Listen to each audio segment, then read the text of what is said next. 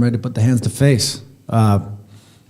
This is a fight. They say Mike Perry's the perfect bare-knuckle fighter. He was built for this. I just believe I'm different. I always have, always will. Mike, there's a reason why he's made it to the top of the game in any realm of fighting. And I plan on putting him right back in his place right now. I brought you to the top of the game. This is the height of your career, and you know, I'm going to knock you off the tip of the mountain and send you back packing. You know, you think you're bigger. You think you took this fight because you thought that you were getting to fight a smaller guy, and you think you have something on smaller guys because you train with some guys like Gilbert Burns or Vicente Luque or those guys in South Florida. And boxing is a different world. It's more my game, and you know, it's mano a mano, hand to hand, chin over chest, and that's me all day. But thank you to Dave Feldman and the people at Bare-knuckle. I've been looking for a platform the past, year and a half or 2 years, like looking for a real platform and a real opponent to go out and compete on. I didn't want to just fight to fight. So I took my time, hung out with my family, and found out kind of who I was outside of fighting in the last 24 months or so. And I didn't want to get back in to a cage or a ring or anything until I was truly excited about what was about to go on. And Dave gave me the opportunity. He gave us the right opponent to do that on, and truly invigorated with my coaches, Mark Henry, Ray Robinson, and everyone back at home. And we're back in our bag. We're training our asses off, and as if we're about to make a title run again. And this sport is so kind of new, and there's so many cool little nuances that I feel like a kid again, just kind of learning and being back in it. And with the right opponent, I think I have someone really violent in front of me, and I need that. That always brings out the best fight in me, and it's always the best for the fans. So you're looking to crown another king of violence. I'm going to defend my own title come April 29th in Colorado. Towards the end of my career here, and it's tough kind of staying motivated when it's not that top level opponent. So they talked about signing Eddie, and I wanted that contract right away. Man, this is something, like I said, that excites me, motivates me in the gym. And I mean, this fight sells itself. I mean, Eddie's been at the top of his division his pretty much whole career. I've been there too, and it's two guys that are going to get in there and be swinging for the fences, pushing the pace. He's got that wrestling background just like I do, and I think it's going to be a war. So this is going to be a fan favorite fight, I believe, and I'm looking forward to getting in there and showing what I got, what I've been working on for the last multiple years here for April 29th. So it's almost game time. Is you said, man, I'm not sure this kid understands. But you didn't finish that thought. You stopped right there.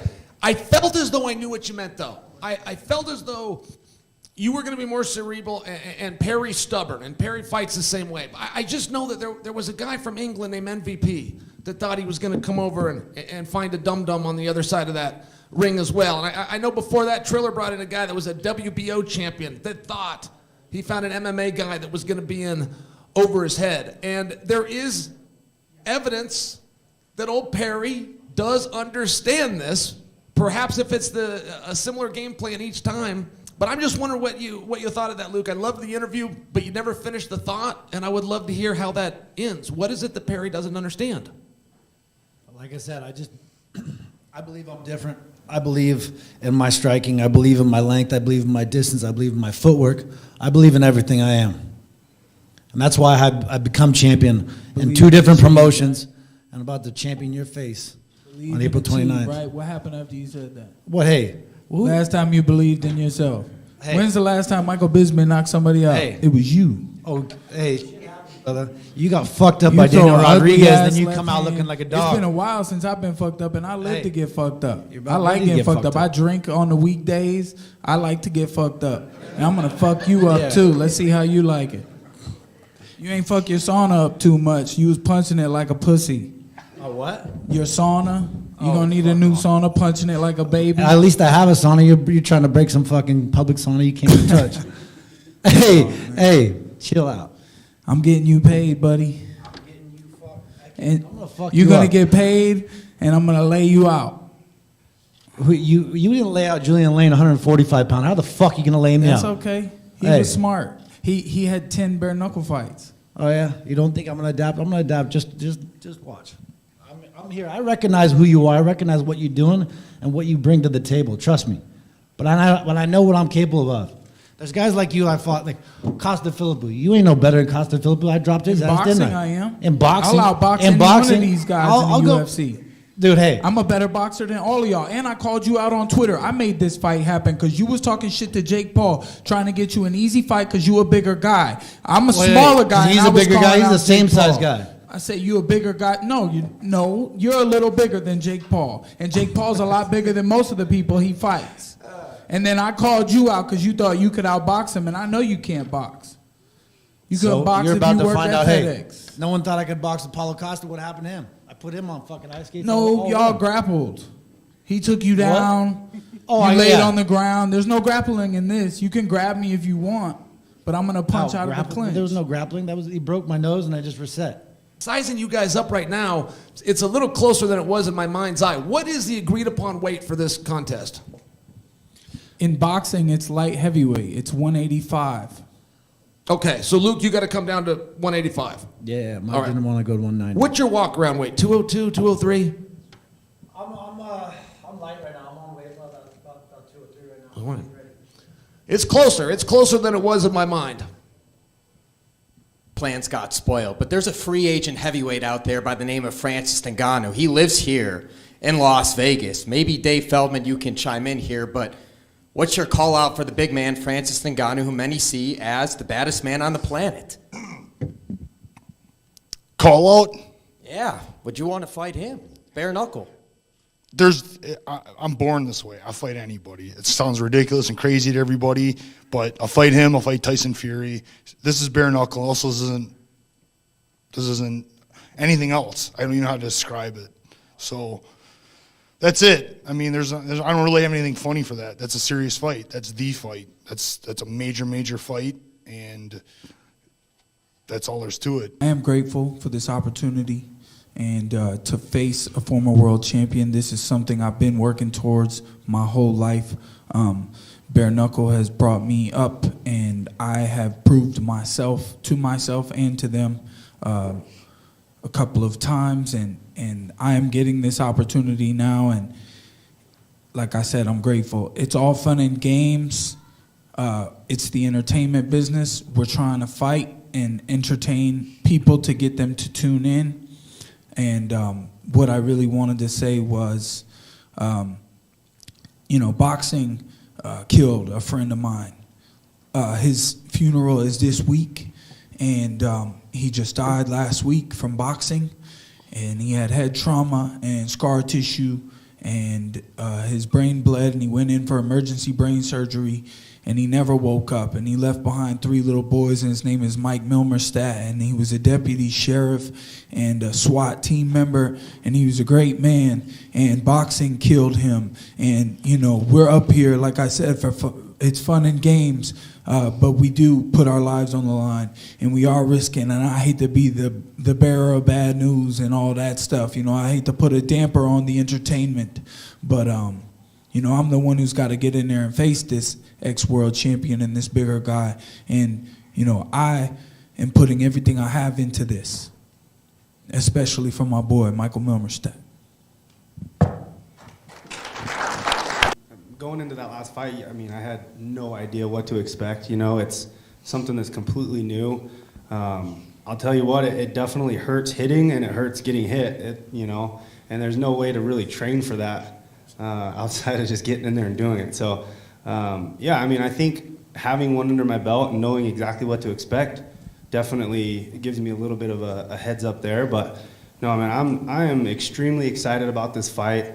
This is, something that I honestly didn't ever think I'd be able to do. Like stepping in there against a guy like Eddie, a guy that's, like I said, been at the top of his division, different weight classes, and when this got talked about, it was something I wanted to jump all over. So, I'm really looking forward to this. I have been feeling tremendous in training, feeling really, really good, right on track, and man, I'm just excited to get in there and do this. A win is a win. I think the fight's gonna sell itself and it's gonna fight itself. Mike's gonna bring it, and I'm gonna be there to capitalize on every mistake he makes, like I always do. So I plan on winning. I don't foresee a future in the distance, but a win is a win. I'm gonna put it on him. If he can take it, we're going the distance. I can agree with that assessment, but I am looking to knock Luke out every chance I get. You know, I do seem to shock these guys in the first round. Every time that first bit of bare knuckle hits them, usually rocks them. And I think I've been able to figure some things out about, you know, why I haven't been able to get the finish. And I've been focusing on that, and I'm looking to knock out the taller opponent, find some angles there, and really touch that chin that the internet seems to think is quite suspect. Me and Mark Henry talk about this a lot, and he's like, if I could ever like have a fighter, you'd have skulls. You'd have, like, back in the day, you'd ride on a horse and have skulls all over, like kings that I've taken out throughout my 2 decades in the sport. So like, I can go on for days about great men that I bested, great men that I put away, great men that never been knocked out or undefeated that I've completely dominated over time and time again. So it's always the degree of competition that gets me up. I get up early, go to bed late. It's always that. And I keep hearing like everyone talk, like a lot of guys talking about taking the gloves off or finally going to take the gloves off. I'm just like, I think at 19 years old, I finally put the gloves on. And I finally put a set of gloves on for the first time, and I was blessed that this fighting became a sport where you can make money off it. At that time, I had way more street fights than I ever, like even today, I've way more fights with gloves off than I've ever put gloves on. I've made no money for any fight that I've had gloves off on. This will be my very first bare knuckle fight, yes, that I've been paid for. I've had plenty of them, and I don't know, I mean, I could be speaking out of line, but I have way more street fights than almost every guy up here on the stage. Coming from Philadelphia and where I'm from, I've had way more than I've had MMA fights. This won't be my first time hitting someone with a bare fist. It'll be fun again, like I'm a kid again. No. I just, given his style, you know, he's wild. He'll be faster. He'll be faster than I will. He has quick feet. He don't use his jab enough. And all my sparring partners, I'm like almost 5 for 5 the last sparring sessions, putting my partners away at one round or another. With something that I'll share with Chad the night of the fight, but I have a high degree of confidence that I think maybe this is like we have 2-minute rounds, so maybe under 6 minutes, and I'm okay with Chad. Chad's like, he hits hard. It's not beyond me that he might catch me with a shot. I might take a knee, take a rest, no problem. I'll get back up every fucking time. Every time. So, like, if I have to take a knee for 8 seconds, I will. And I'll be right back in his face again and again and again until I put him down. So, I think this fight should be under 6 minutes, maybe. I think that's the best prediction I can come up with. A lot. I mean, listen, let's start with this. I woke up to a headline this morning talking about this fight. This is the co-main event, don't forget. But within the headline, it said they will be fighting in what is the biggest purse in bare knuckle history. I just think that that's interesting. I've known these guys a long time, and I probably could ask them what they're getting, but I haven't. However, I do know what Eddie used to get. I know what Dana and Coker were willing to give Eddie, and I know that he's on this stage right now. I know a year ago when Chad debuted, it was big news because Chad was making more in bare knuckle than Francis was when he was being offered to fight Derek Lewis. If you recall that was part of the storyline. I apologize with Cyril gone. So What I'm sharing is there's some really exciting things going on up here right now. And when I do look at Eddie and Chad specifically, I was hoping that Eddie would get into where his advantages are. It's very similar to Luke and Perry. I thought there was a meaningful size difference, but now that I'm with both these guys, there's not. That's not where it's going to be at.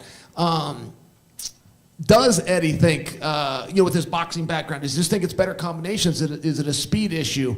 Is it a power issue? I think that there's a reason that this is the highest paid fight. And there's a reason that we're all looking forward to it. Away from mixed martial arts. I mean, we have some of the best athletes in the world and the best fighters in the world in mixed martial arts. But there's something different in bare knuckle. I mean, look, just the excitement around this. I mean, would anybody really get excited about, or would a lot of people get excited about Ben Rothwell fighting Francis Ngannou in mixed martial arts? No. But if they fought in bare knuckle, everybody in the world would be talking about that. Right? I mean, Luke Rockhold and Mike Perry in MMA, get a little excited, take the gloves off and fight in bare knuckle fighting championship. Everybody in the world's excited about it. There's just something different about this. It's edgy, and it's catching everybody's attention. So tune in, April 29th, Denver, Colorado, the First Bank Center. Tickets are selling very, very fast. You can get all the pay-per-view information by going to bkfc.com. And again, if you want to see the baddest show on the planet, tune in to bkfc.com on April 29th. And looks like we may have a closing remark here from Luke. In MMA and in other forms of fighting, there's competitors. All right, there's competitors. It's all a competition, but you can be a competitor and get away with working around a fight, a real fucking fight. And that's where it's annoying to watch a lot of these guys maneuver and wrestle, avoid a fucking fight. You can't avoid a fight, and this is the fucking real deal. And this is why I signed the contract. I had a lot of different offers, and to have Mike Perry and bare knuckle, there's nothing more exciting, and that's why I'm here.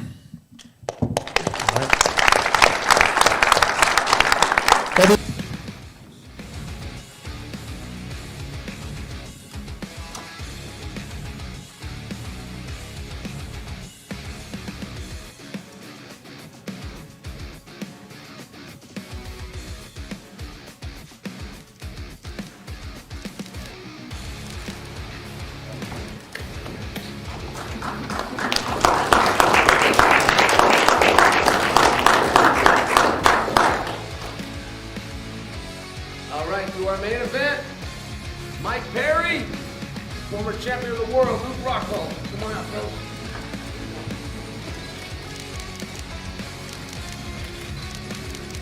Go, Luke.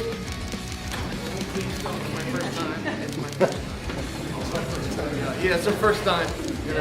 We'd all like to come back.